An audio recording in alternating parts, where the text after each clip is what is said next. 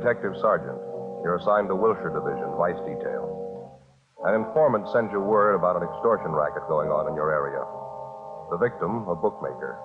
The suspect, a police officer. Your job, check it out.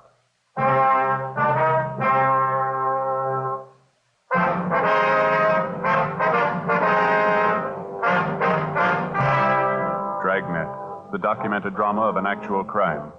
For the next 30 minutes, in cooperation with the Los Angeles Police Department, you will travel step by step on the side of the law through an actual case transcribed from official police files. From beginning to end, from crime to punishment, Dragnet is the story of your police force in action.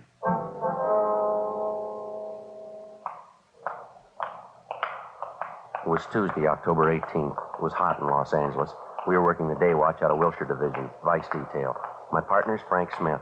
The boss is Captain Hayes. My name's Friday. We were on the way downtown from the office, and it was 9:35 a.m. when we got to the felony section of the main jail, the interview room. Sit down, Mr. Lawrence. Right. Got your message when we checked in this morning. What's it about? Well, I finally made up my mind. I've had enough of this. Say, either one of you got a cigarette? I left mine back in the cell. Yeah, sure. Here you are, Lawrence. Oh, thanks. You bet. Here's a match for you. Now, what's the story? What's on your mind?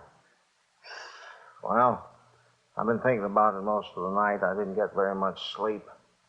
So you remember yesterday? I mean, when you arrested me? Yeah. Well, it's just like I told you then. I'm not trying to kid anybody. I admit it. I've been taking a few bets. It wasn't any big operation, though. You know that. It's just laying off a few bets for my friends, people in the neighborhood. We know all that, Lawrence. We went through that yesterday, didn't we? Yeah, I know. I just wanted to make sure we got it straight. We aren't any big operators. We just ran the bookmaking as a, sideline. Mm-hmm. Business hasn't been too good lately. Had to make it up somehow. Oh, sorry, Lawrence. We can't feel bad about it. You were tagged for making book before. You should have learned your lesson. Oh, I know. And I'm not singing the blues. I'm not trying to alibi. I didn't call you down here for that. Well, then, what's this all about? Well, like I told you, I've been thinking about it a lot. I didn't sleep hardly at all last night. I finally made up my mind, though. I'm going to get it off my chest if it kills me. All right, what's that? I'm no stoolie. I don't want to get anybody in trouble, but there's one thing I believe in, and that's playing it square, no matter what you do. Just like now, Sergeant, I ain't beating about the arrest. You know that. Well, what are you getting at? What do you want to tell us? Oh, all right. Here it is. You know what the record is. I stood a pinch for bookmaking a year and a half ago. I got the thing all squared away, and it came back to my business. I learned my lesson. I didn't want any more trouble, so I laid off the books. All right, fill us in. What about this policeman? I'm getting to it. Just a minute. Hey, I'm sorry. You've got another cigarette, please. I'm a little jumpy this morning. Yeah, Lawrence, sure you. Thanks. Oh, thanks a lot. Well, like I was saying, when I cleared up the last beef, I forgot all about the horses. I was off them for good. My wife made me promise. I wouldn't have anything more to do with them. We'd just run the business, live on what they made, and we'd get along fine. All right, go ahead. Everything was going fine, too. Business wasn't too good, but we made out. Then the trouble started. Yeah. My oldest boy, that's Harry Jr. Mm-hmm. He had an accident on the job, and he broke his hip. I had to help his family out while he was in the hospital. Like I say, the business wasn't making too much money, but we made out, though. Yeah. Then, Go ahead. Yeah, well, then just as soon as Harry got well, the wife came down. Gallbladder. She had to have an operation. Really cost money, Yeah. Well, wife was resting at home. She didn't come down to the store. I started with the books again, just taking a few bets on the side, just a few. Mm-hmm. I didn't really want to do it. Just one of those things, I didn't have anybody to go to. The bills had to be paid. Well, where does this policeman fit into it, this Ray Williams? Well, I'm just coming to it. No. Well, he came in the store. He said he wanted to make a bet. I didn't know him from Adam, so I played careful, I told him I wasn't making books. And then he said he was a good friend of Myra's. Myra, that's a gal who runs a beauty parlor on Crenshaw. She used to make books, but she isn't now. Yeah, we know the spot. Well, when he said that he knew Myra, I figured it was all right, so I took the bet. That's when it started. As soon as he makes the bet, he comes out and says he's a cop working for Vice. I thought he was just kidding, and he flashes this identification. What kind of identification? Bag? What kind of a badge? Well, I don't know. Just a bag. Looked all right. All right, have a look. This one here, was it like this one? I don't know. I didn't get too good a look at it. It might have been something like that. I don't know. You ask for any other identification? You volunteer to show you any? No. No, I didn't ask for any. I was scared. I just figured I was arrested again, that's all. He seemed to know all about the first pinch. I stood for making book. He told me that I'd been operating for about a month and a half. He said he had his eye on me. Mm-hmm. What did he do after he told you he was a policeman? Well, I started explaining to him how the thing shaped up when I was making books again, how I had to pay up those doctor's bills. I tried to beg off. I told him that I'd quit right now. Then he turns around and tells me I don't have to. What do you mean? Well, that's just what he said. He didn't make sense to me either. And he went on, he told me I was operating in his destiny. He said it'd be okay if I went right along the way I was. He'd see to it that I didn't stand any pinches. Yes, sir. What else did he say? Well, he said he wasn't the only one who'd have to be taken care of. He said that was his partner. And a couple of guys over him, they'd have to be taken care of, too. He said the juice would cost me $100 a week. I tried to explain to him that, Yeah. well, I told him that I wasn't operating big. I was just on the side. I said I wasn't making that much a week. All I was doing is about 50, that's all, just 50. Then he said, well, he says, all right, if that's the way you feel about it, I'll just take you down, book you now. Mm-hmm. Well, I told him I didn't want to stand the pinch again, and I'd do the best that I could. So he finally said, I'll give you 2 weeks to go ahead and open this thing up. He said I'd have to do more business because the juice was just going to cost me $100 a week. He didn't care how I got it. This policeman told you to go ahead and open up, huh? For $100 a week, you could go ahead and make book and nobody bother you. Yeah. Did your wife ever see this policeman, this fellow Williams? Yeah, she saw him. She saw him a couple of times. She saw me give him the money. Mm-hmm. Well, when did all this start? About the 1st of July. Paid him $100 every week since then. Yeah, I'm almost glad you fellas picked me up, honestly. He was running into the ground. He had me in a bind. You say the man's name was Ray Williams, is that right? Yeah, that's right. That's right. You said he had a partner. Did you ever see him? No, I never did. Did Williams ever come in with anybody? Did you ever see him with anybody? Well, no. No matter of fact, I never did. One time I asked him who his partner was. He says, none of my business. What kind of a car does he drive? I don't know. Never came to my place in a car. He always walked. He came on foot. Do you know anything else about him? Where does he live? I don't know. He never told me. He never told me anything, you see? Nothing.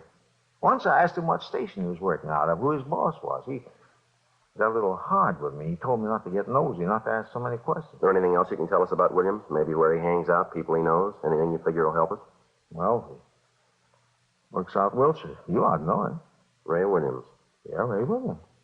The policeman. Not in my book. Frank and I continued questioning the prisoner, Harold Lawrence, and he gave us a complete description of the extortionist, the man he knew as Officer Ray Williams.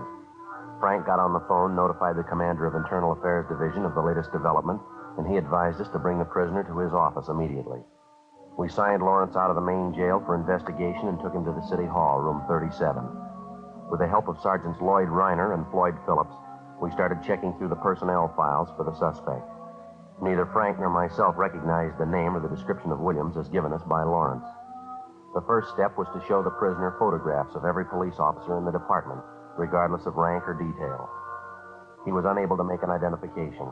We then showed him photographs of all police officers, retired or otherwise. He failed to identify any of them as Williams. We showed him photographs of all civilian employees of the department. Again, no identification. He was unable to find anyone who even closely resembled the extortionist. Not satisfied with this, the prisoner was shown photographs of all law enforcement agencies' personnel in the area. The same results. No identification. 4:18 p.m. While Reiner and Phillips continued checking on their end, we returned the prisoner to the main jail, and then Frank and I drove out to see his wife, Mrs. Mildred Lawrence. We located her at Lawrence's place of business, a small pet shop just off Wilshire Boulevard. What is it this time? Haven't we got enough trouble? What do you want now? We just got through talking to your husband, ma'am. A few things we'd like to clear up. Like to talk to you a few minutes if we could. You talked to Harry? How is he? He's all right, ma'am. We've been with him all day. We're still looking into the case. Why can't you let him alone? He admitted what he was doing. He wasn't lying. He told you everything. Yes, ma'am. We appreciate that. Why don't you let him alone? Let me alone. Trouble. That's all we've had. Sickness and trouble. No end of it. Well, we realize that, Ms. Lawrence. We don't like to bother you, but there's something we have to straighten out I here. haven't anything to tell you. I'm busy. Left alone here to run the store. No help. I'm sick. Shouldn't even be down here. Let us alone. Let me alone. Harry was wrong. He'll pay for it. We're not asking you for anything. We're asking you for something, ma'am. We'd like you to help us. Help you? Why? Policeman, all alike. As far as I'm concerned, you're nothing but trouble. Reason for all our trouble. Well, that's what we'd like to talk to you about, ma'am. I haven't anything to say, I told you. I'm a sick woman. Got a lot of work to do. Do you mind stepping aside there? Got this whole bin of dog food to package up. Can't just stand around and talk. Poor little pups have to be fed. Haven't even cleaned their litter yet. Well, we appreciate how you feel, Ms. Lawrence. We won't take up too much of your time. Can't you give us just a few minutes, Now, please? you listen to me. I've tried to be nice to you. I've got no reason to either. I could tell you a lot of things about policemen, things you wouldn't want to listen to. You think you're so smart. Maybe Harry was doing wrong, but he's not the only one. I could tell you plenty if I wanted. Well, that's what we're here for, ma'am. We told you we were with your husband all day. Then why don't you let me alone? Talked to one cop already today. I told him to stay away, and you do the same. I told him just what I thought of him. Low-down thief. Who was this policeman you talked to today? You know who he is. Works the same place with you. You big, honest policeman. You never do anything wrong. That Ray Williams ought to be in jail just like Harry is. Ray Williams. Is that the man who was here today? That's what I said, wasn't it? Now, will you get out of here? Now, look, Ms. Lawrence, just a minute, please. We talked to your husband, and he told us all about this man, Williams. And why don't you do something about it? Go get him and put him in jail just like you did Harry. That's what we're trying to do, if you'll just help us. Williams isn't a policeman. What do you mean? Yes, ma'am. That's what we've been trying to tell you. We talked to your husband. He told us the whole story. How can you tell? How do you know he's not a policeman? He's not, ma'am. We're sure of that. Harry said he was.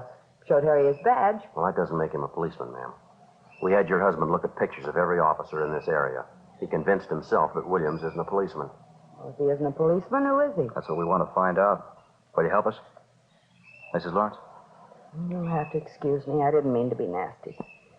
Just that I've been sick. Always trouble, Harry in jail. Yes, ma'am, we understand that. Now, you say Williams was here today. About what time was that? It was before lunch, about 11:30, quarter to 12, I think. He came here to get money. That's what he always came for. Did he say he'd be back? No, I told him never to come back. Told him Harry was in jail. All the money we gave him, what good did it do? Said I'd go to the city hall if he ever came back. What'd he say to that? Said Harry had to expect an arrest now and then. I told him Harry wasn't going to get arrested anymore. He was through with all that junk. People like him, too. Uh-huh. Then he swore at me. Called me some real nasty names.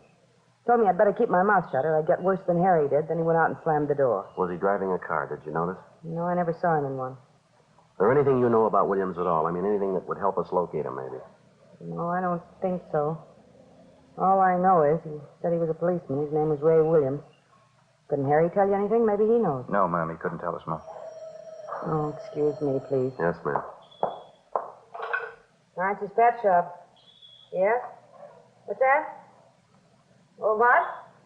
Hello? He hung up. Ma'am? It was Ray Williams.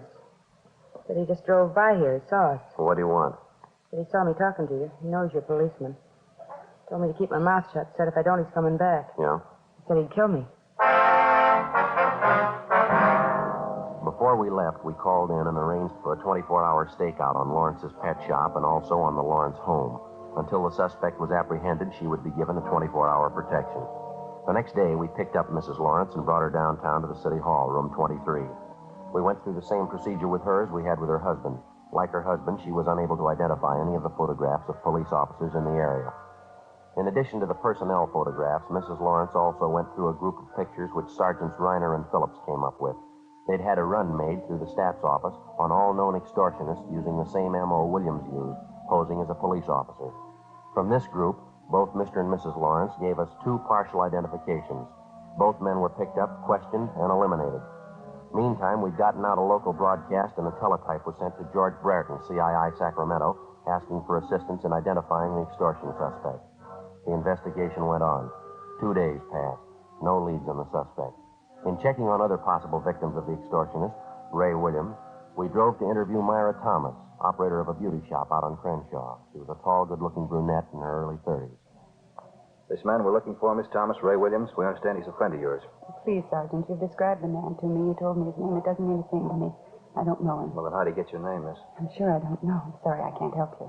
Well, now, apparently the man knows you, or he knows about you. I don't think I understand you. It makes you think this man Williams knows me. We've already told you, ma'am. Mr. Lawrence says that when Ray Williams first approached him, he used your name as a means of introduction. Now, it's not a coincidence. I think you'll admit that. Well, I just don't understand what it has to do with me. I know how you feel. I have an idea what you're thinking. I was in trouble once. That bookmaking thing. I learned my lesson, though. I'm through with that business. We're not here about that old arrest, ma'am. We don't want to bother you. Just thought you might be able to help us locate Williams. I'm sorry, I don't think I can. Possibly might have been using another name, ma'am. I still wouldn't know him. Description doesn't sound like anybody I ever knew. You know the Lawrences pretty well, do you? Yes, I wouldn't say pretty well, but I do know them. Have you seen them lately, either one of them? No, I haven't. You haven't talked with Mrs. Lawrence the last couple of days? No, why? We thought Mrs. Lawrence might have told you what kind of a man this Ray Williams is. What do you mean? What's so bad about posing as a policeman? Well, it's more than that, ma'am. He telephoned Mrs. Lawrence, threatened her if she talked to the police about him. What? Yes, ma'am. He said he'd kill her. Oh, no. Yes, ma'am, that's right. Couldn't be. He wouldn't do a thing like that. Do you know him that well?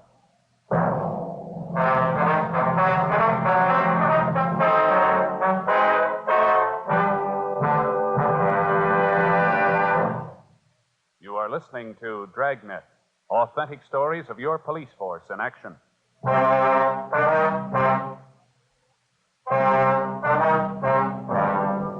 The idea of an extortionist posing as a policeman to obtain money certainly was nothing new. The idea is as old as crime itself. It's one of the most vicious types of extortion in the eyes of law enforcement agencies because so many such cases go unreported to proper authorities by the victims. Usually, the victim is a person of circumstances with something to hide. The extortionist discovers the person's secret by one means or another, and he begins the never-ending process of draining the victim of his last dollar, all under the guise of being a police officer. If the victim's intelligent enough, at the first approach by the extortionist, he takes the matter to the proper authorities. If he isn't, and he's lucky enough eventually to escape the extortion trap, he goes on for the rest of his life believing that a man who was hired to protect him was the source of all his trouble. And for the rest of his life, he hangs on to his idea, and he passes it on to others.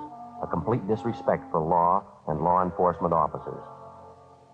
Saturday, October 22nd, 2:15 p.m. Frank Smith and I continued questioning the beauty shop operator, Myra Thomas. The more we talked with her, the more we were convinced that she was acquainted with the suspect, Ray Williams. In order to convince her of the suspect's viciousness, we drove her over to see Mrs. Lawrence at the pet shop. After their talk, we drove Myra Thomas back to the beauty shop, and she told us the story. Guess I have to admit it. He certainly had me fooled. I thought he was a policeman. You say he showed you his identification, ma'am. I mean, when he first approached you. Yes, he showed me a badge. It looked authentic to me. The way he talked, the things he said. I thought he was a policeman. I really did. Well, now, you've heard our end of the story, Miss Thomas. You've talked to Mrs. Lawrence. Are you willing to help us now? It won't get around, will it? Won't be in the newspapers? They won't get it from us, no. You won't tell my husband, will you? He doesn't have to know all about this. No, ma'am. Not unless you want him to. Well, I don't. We're not getting along too well as it is. Williams is the trouble, too. Guess I should have told you when you first asked me. What's that, miss? Just like the Lawrences, I was paying him off, too. A lot longer than the Lawrences. Every week I paid him, and I couldn't tell anyone. Couldn't even tell my husband. What's that, ma'am? Guess I thought I was smart. The bookmaking thing, I mean. Started taking a few bets from the girls in the shop, just small ones. I didn't mean anything by it. And Miss Williams came in one day. Said his girlfriend made a bet with me and wanted to place one, too. Mm-hmm. Did you take it? Yes, like I told her, I thought I was smart. As soon as I took the bet, he showed me the badge, told me he was a police officer. That's when it started. Same thing, just like the Lawrences. How about after you were arrested, Miss Thomas? What happened with Williams then? Oh, after I got it settled, Williams came back to the shop again. I told him then I was through with the horses. Wouldn't have anything to do with it again. After that, I didn't see him for a while. I sure was glad. You've seen him since? You know where we can locate him now? Oh, no, I don't. I have seen him since, though. You promised me my husband won't know about this. You give me your word. Miss Thomas, if you don't want your husband to know about this, it's your business. He'll never hear it from us. It's got to be that way, believe me. I love my husband. Ray Williams has caused us nothing but trouble. Can't tell you the worry he's caused me. I mean, besides all the money I paid him, too. You mean you're still paying him? Yes, that's right. Every week. You don't know how low that man is. I can't begin to tell you. I thought he was a policeman. Well, why are you still paying him off, ma'am? You mind telling us that? No, I guess I don't mind. I've gone this far. All right. It was while my husband and I were separated. We had a fight. We were separated. Started going out on dates. Nothing serious. One night I was out with a fella from out of town. Nice fella. This Ray Williams saw me and a fella sitting in the car. Parking lot right in back of the bar. We were necking. Williams come by and he knew that I saw him. I see. Wasn't anything wrong, really. I love my husband. He wouldn't understand about the fella that night, though. I mean, if Williams ever told him. That's what he's been holding over your head, has he? Yes, it's more than a year now. I've paid him every week. I'll tell you the truth, Sergeant. I can't go on much longer. I can't. Well, you don't have to worry about it anymore. Just help us locate the man. That's all you have to do now. Well, I don't know where he lives, but I know he's going to contact me. He always does. And that's what we'd like to know. How does he contact you? He phones usually once a week, maybe every other week. Calls me and tells me to meet him someplace and bring the money, $50 every week. Do you have a regular time that he calls you? No, almost any time. It's never the same day, never the same place I meet him. I haven't heard from him in over a week now. He should be calling pretty soon, I guess. Mm-hmm. Usually call here, or does he phone you at home? Both places. Always seems to know where to reach me. I don't know what I'm going to do this time. I just don't know. Ma'am? I haven't got the money for him. I'm broke. $4 or $5, that's all I have. Well, don't worry about it. But he's going to want his payoff. You know that. What am I going to do? This time it's on us. Before we left Myra Thomas at the beauty shop, we had a definite understanding that as soon as she heard from the extortionist, Ray Williams, she was to call us immediately, any time of the day or night. Then we called the office and made arrangements for stakeouts to be placed both at the beauty shop and at Myra Thomas's home in case Williams decided to contact her in person. The Thomas woman was given a plain envelope containing $50 in marked bills, which she was to hand over to the suspect the next time he demanded his regular payoff. 2 days went by. Tuesday, October 25th. No word on the suspect. Thursday, the 27th. Still no word. Saturday morning, October 29th. I got it. Right. Vice detail, Smith. How's that? Oh, yeah.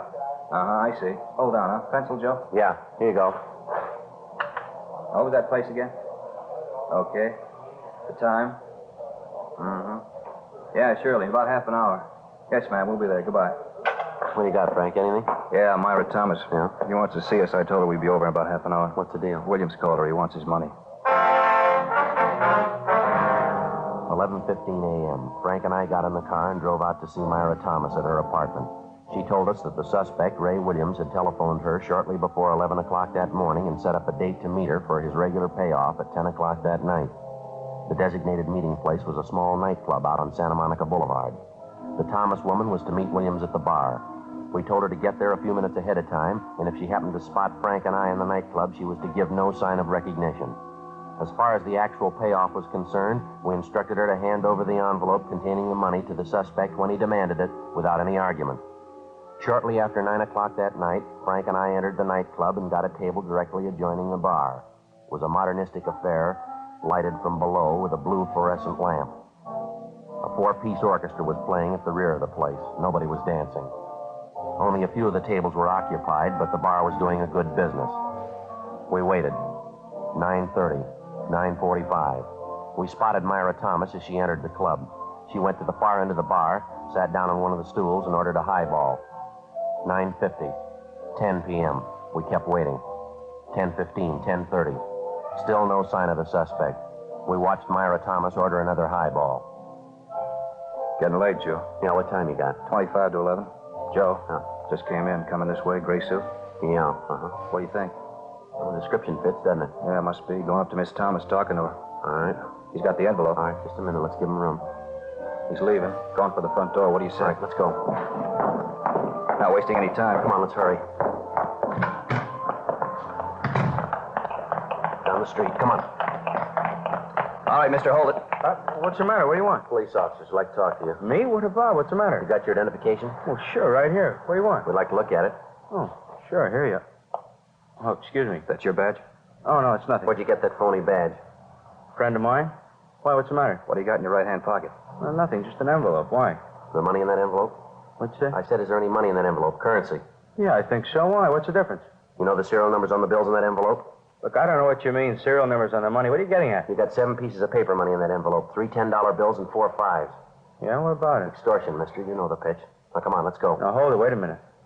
Let's get this straight, huh? So I got an envelope in my pocket. Ordinary envelope. That's supposed to make me a criminal? No, no more than that badge makes you a cop. Come on.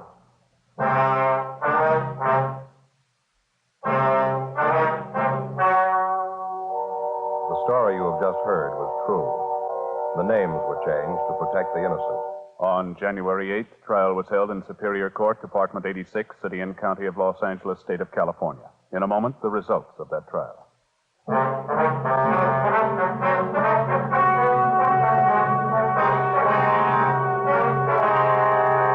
Raymond Edward Williams was tried and convicted of extortion 1 count and impersonating an officer 1 count. He received sentences as prescribed by law and is now serving his term in the state penitentiary.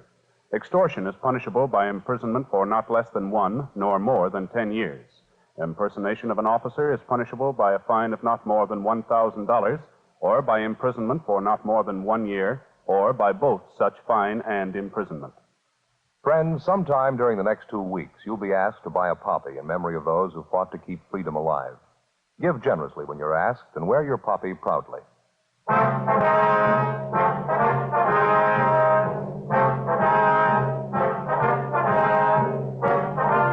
You have just heard Dragnet, a series of authentic cases from official files. Technical advice comes from the Office of Chief of Police W.H. Parker, Los Angeles Police Department.